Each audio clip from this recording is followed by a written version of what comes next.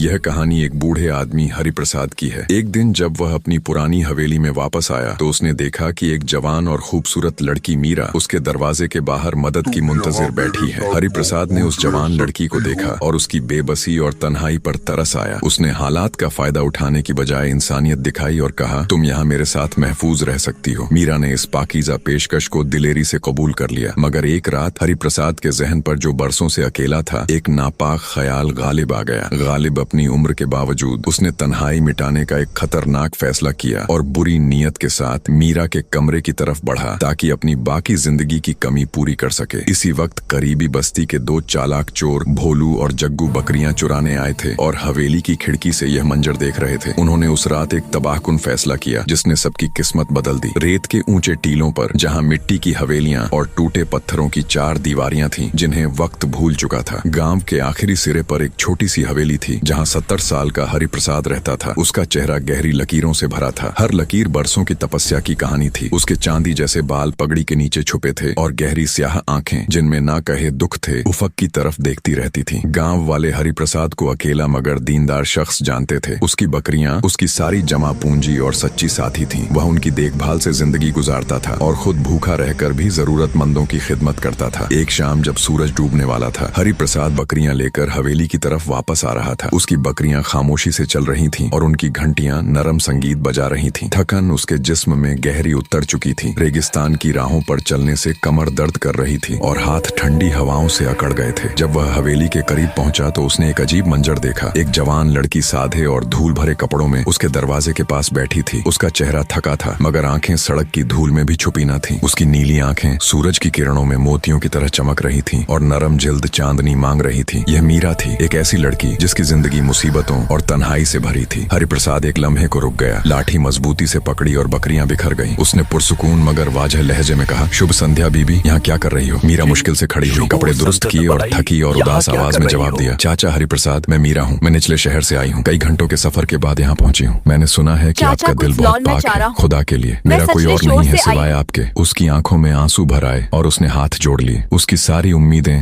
हरिप्रसाद के जवाब पर थीं। हरिप्रसाद गहरी सोच में बकरियां आगे बढ़ाता रहा। उसकी नजर मीरा की नीली आंखों पर पड़ी और दिल एक लम्हे को डोल गया, मगर उसने फौरन खुद को संभाल लिया। क्या हुआ मीरा, इतनी दूर क्यों आई? उसकी आवाज पुरसुकून थी मगर उसमें एक न कहीं तशवीश थी। मीरा ने गहरी सांस ली, आंखों से आंसू बह निकले। चाचा, मैं बहुत गरीब हूँ। मेरे वालिद जो खुद गडरिया थे 4 महीने पहले जन्नत को सिधार गए। हम अपनी बस्ती के खेतों में बकरियां चराते थे मगर उनके जाने के बाद गाँव वालों ने मुझे रहने न दिया। उनका कहना था पहले जिक्कत को सुन गए। हम अपनी बस्ती के हल्का में बकरियां बेचा थे। दौलत थी मगर उनके जाने के बाद गांव वालों ने मुझे रहने ना दिया। भाई बहन शहर में रहते हैं और अच्छी नौकरी करते हैं मगर उन्होंने मुझे घर से निकाल दिया और खाना तक न दिया। एक पड़ोसन शारदा ने कहा था कि आप सच्चे गढ़रिया हैं। उन्होंने मशवरा दिया कि मैं आपको अपनी बकरियां दे दूं, आप उनकी देखभाल करें और पालें। बदले में मैं महाना राशन दे दूंगी ताकि उन्हें बेचकर गुजारा कर सकूं। उन्होंने मशवरा दिया कि मैं आपको अपनी बकरियां दे दूं और जमीन की तरफ देखा जैसे अपने अंदर एक जंग लड़ रहा हो। उसे मीरा पर तरस आया मगर जहन में वहम पैदा होने लगे। एक जवान और बहुत खूबसूरत लड़की उसकी हवेली में, उसकी ख्वाहिशें क्या, गांव वाले क्या कहेंगे? हरिप्रसाद बरसों से अकेला था। उसकी बीवी उसके जवान होते ही चल बसी थी। उसका दिल तन्हाई से भरा था मगर उसका धर्म उसका मुहाफिज था। उसने सर झुकाकर कहा, बीवी मीरा, मैं बूढ़ा आदमी हूँ, अपनी बकरियों की देखभाल में ही मुश्किल होती है। मैं तुम्हारी बकरियों की देखभाल नहीं कर सकता। मीरा घुटनों के बल बैठ गई। चाचा, खुदा के लिए अगर आप मुझे यहाँ से जाने को कहें तो मेरा कोई ठिकाना नहीं। चाचा,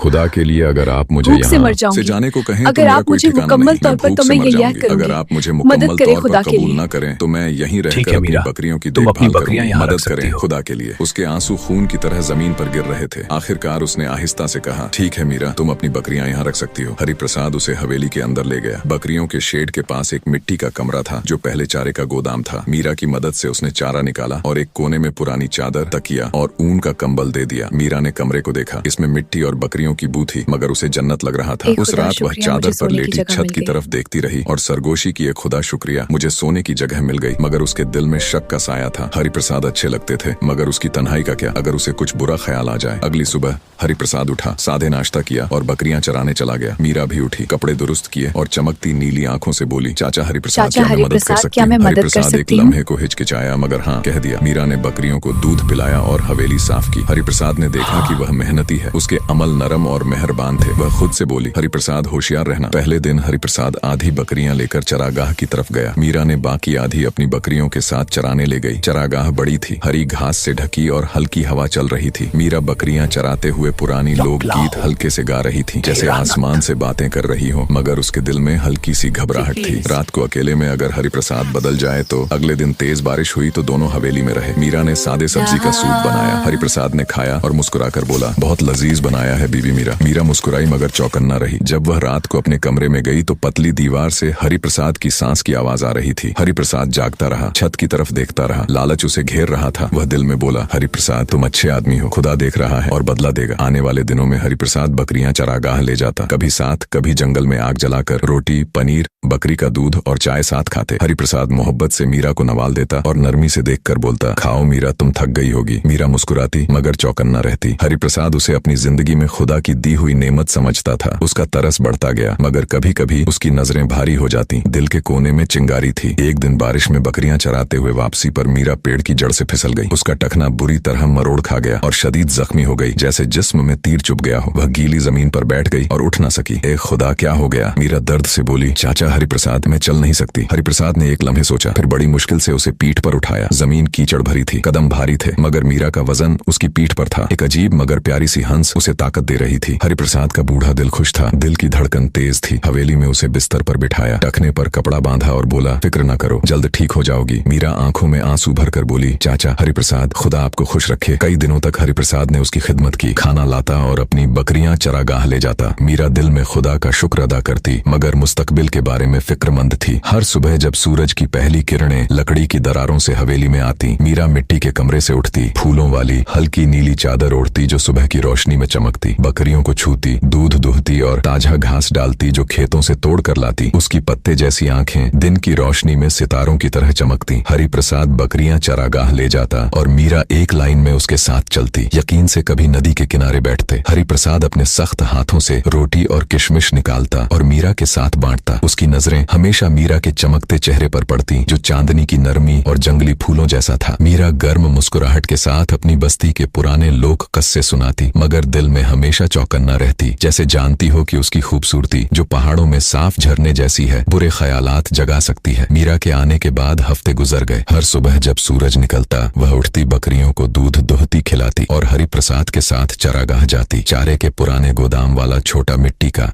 कमरा अब उसका घर था। मीरा उसे अपने हाथों से साफ करती, एक कोने को जंगली फूलों से सजाती ताकि मिट्टी और बकरियों की बू कम हो जाए, मगर उसके दिल में शक का साया हमेशा रहता। हरिप्रसाद अच्छे लगते थे मगर कभी कभी रोटी और दूध का नवाल देते वक्त उनकी नजरें बदल जाती। मीरा का दिल तेज धड़कता। वह खुदा से पनाह मांगती मगर बेयकीनी का एहसास न जाता। हरिप्रसाद भी अपने अंदर एक खामोश जंग लड़ रहा था। तन्हाई बरसों से उसे गहरे कुएं की तरह निगल रही थी। बकरियों के अलावा कोई साथी न था। अब मीरा अपनी हरी आंखों और गोरी जिल्द के साथ हवेली में रोशनी थी मगर शैतान की सरगोशियां उसके कानों में गूंज रही थीं। वह खुद से बोलता, हरिप्रसाद, मीरा दूसरी औरतों जैसी नहीं, खुदा से डरो। मगर जब मीरा चरागाह में गीत गाती या जंगल की आग के पास मुस्कुराती तो उसका दिल तेज धड़कता। उसका तरस दिन ब दिन बढ़ता गया मगर नजरें भारी हो जाती। दिल में एक नया बेदार होना था। एक अंधेरी रात, आसमान स्याह बादल से ढका था, रेगिस्तान में हवाएं चीख रही थीं। मीरा एक लंबे दिन की थकन से मिट्टी के कमरे में गहरी नींद सो रही थी। उसकी फूलों वाली चादर जमीन के करीब पड़ी थी और बाल पेशानी पर बिखरे थे। हरिप्रसाद मेन कमरे में जाग रहा था। हवा की आवाज उसके कानों में चीख रही थी मगर एक और आवाज उसे परेशान कर रही थी। मीरा की खामोश सांस पतली दीवारों से गुजर रही थी। उसका दिल ढोल की तरह धड़क रहा था। शैतान उसके कान में सरगोशी कर रहा था। वह बरसों से अकेला था और अब एक जवान खूबसूरत लड़की उसकी हवेली में रोशनी थी। वह दिल में बोला, बस एक नजर, कोई नुकसान नहीं देखकर वापस आ जाऊंगा। ये ख्यालात लहर की तरह फैल गए। हरिप्रसाद उठा। उसके कदम खामोश मगर भारी थे, जैसे उसे मालूम था कि नहीं जाना चाहिए मगर वह रुक ना सका। उसने लकड़ी के दरवाजे पर हाथ रखा और एक लम्हे को रुक गया। उसकी सांस भारी थी, आंखें अंधेरे में चमक रही थीं। उसने आहिस्ता दरवाजा खोला। मीरा गहरी नींद में थी। उसने कुछ न सुना। हरिप्रसाद ने एक कदम अंदर रखा। उसने उसकी बंद आंखें और खूबसूरत चेहरा देखा जो चांदनी में चमक रहा था। उसका दिल तेज धड़क रहा था। उसने सांस ली और एक और कदम बढ़ाया। अचानक मीरा की आंखें खुल गईं। चांदनी हरिप्रसाद के चेहरे पर पड़ी। मीरा अपनी जगह से उछल पड़ी। उसकी सांस रुक गई और बोली, चाचा। हरिप्रसाद, क्या हुआ? उसकी आवाज खौफ और हैरत से कांप रही थी। थी। हरिप्रसाद एक लम्हे को खामोश रहा, जैसे अपने अंदर जंग लड़ रहा हो। फिर आहिस्ता आवाज में बोला, मीरा मैं बस देखने आया था कि तुम सो रही हो या जाग रही हो। हवा तेज है, सोचा तुम डर रही होगी। मगर उसकी आंखें झूठ बोल रही थीं। कुछ ऐसा था जो मीरा सोच भी न सकती थी। मीरा ने फूलों वाली चादर खींच ली। दिल कैद परिंदे की तरह पिंजरे में धड़क रहा था और बोली, चाचा हरिप्रसाद मैं ठीक हूँ, जाई सो जाई। आवाज बुलंद थी मगर खौफ से कांप रही थी। हरिप्रसाद करीब आया, एक लम्हे को देखता रहा जैसे कुछ कहना चाहता हो। उसने हाथ बढ़ाया मगर रुक गया। बोला, माफ करो मीरा, मेरा इरादा तुम्हें डराना न था। वह मुड़ा और दरवाजा बंद कर दिया, मगर उसका साया कमरे में रह गया। मीरा सुबह तक जागती रही, वह रोती रही। हरिप्रसाद अब उसकी नजर में अजनबी न रहा, कुछ बदल गया था। मीरा ने फैसला किया कि वह मजीद एहतियात करेगी, मगर जाना नहीं चाहती थी। बकरियां उसकी सब कुछ थीं। हरिप्रसाद उसे पनाह दे रहा था, बुरी नीयत के बावजूद। अगली शाम जब मीरा ग्रुप आफताब पर हवेली में दाखिल हुई तो उसने अजीब मंजर देखा। हरिप्रसाद ने कहा कि वह उस रात उसके कमरे में आकर खाना खाए और कुछ वक्त गुजारे। मीरा ने पहले झिझकी फिर हाँ कह दिया। जब वह हरिप्रसाद के कमरे में दाखिल हुई तो हैरान रह गई। हरिप्रसाद ने कमरे में दिए जला रखे थे, खूबसूरत दस्तरख्वान बिछाया था और कंबल फूलों की पत्तियों से सजाया था। रात जैसे उसकी शादी की रात हो। मीरा के दिल में अजीब सा एहसास था, जैसे यह रात दूसरी रातों से मुख्तलिफा है। बगैर उसके इल्म के भोलू और जग्गू, दो दोस्त, रेगिस्तान के अंधेरे में घूम रहे थे। कई रातों से वह हरिप्रसाद की बकरियों पर नजर रखे हुए थे। हवेली की खिड़की से दो की रोशनी ने उनका ध्यान खींचा। एक ने सीटी बजाई, शायद गडरियां जाग रहा है, खिड़की से देखो। वह खिड़की के करीब आए और दरार से झांका। मंजर ने एक लम्हे को चोरी का इरादा भुला दिया। बूढ़ा गडरिया मीरा के करीब बैठा था, वह बात कर रहा था। हाथ पकड़ने की कोशिश रुक गई। मध्यम रोशनी में मीरा की कशिश और हरिप्रसाद का जज्बाती नजरिया उन्हें हैरान कर गया। एक चोर ने सीटी बजाई, यह बूढ़ा आशिक हो गया। दूसरे ने हंसकर कहा, रुको देखो क्या होता है। हरिप्रसाद करीब आया जैसे कुछ करने वाला हो, मगर अचानक बकरियों के कुत्ते जोर जोर से भौंकने लगे। आवाज वादी में गूंजी और हरिप्रसाद और मीरा अपनी जगह से उछल पड़े। हरिप्रसाद ने लाठी पकड़ी और बाहर चीखा, कौन है? चोर हैरान होकर जंगल की तरफ भागे और कुत्ते उनके पीछे लग गए। मीरा ने आंसू भरी आंखों से हरिप्रसाद की तरफ देखा और बोली, हरिप्रसाद मैं यहाँ नहीं रह सकती, मेरी इज्जत चली गई। हरिप्रसाद ने शर्म से सर झुका लिया और बोला, मीरा खुदा की कसम, मेरा इरादा तुम्हें डराना न था। शैतान ने बहकाया था। मगर मीरा का यकीन टूट चुका था। अगले दिन उसने सामान इकट्ठा किया। बकरियां सस्ते दामों एक गांव वाले को बेच दी। जो थोड़े पैसे मिले अपनी बस्ती वापस चली गई। वह रास्ते भर रोती रही और खुदा से अपनी बदकिस्मती की दुआ मांगती रही। जल्द ही उसकी बकरियां मर गईं और वह फिर अकेला रह गया। दिल शिकस्ता और बेघर गांव वालों ने कहा, हरिप्रसाद को अपनी और गांव की इज्जत से नहीं खेलना चाहिए था। खुदा ने उसके इरादों को देखा और सजा दी। मीरा ने एक औरत से उसकी कहानी सुनी और उसे अपने घर नौकरी पर रख लिया। आहिस्ता आहिस्ता मीरा ने नई जिंदगी बना ली। पूरी ख्वाहिशें साया डाल सकती हैं। दोस्तों, ये कहानी आपको कैसी लगी? अगर पसंद आई तो लाइक और हमारे चैनल को सब्सक्राइब जरूर करें।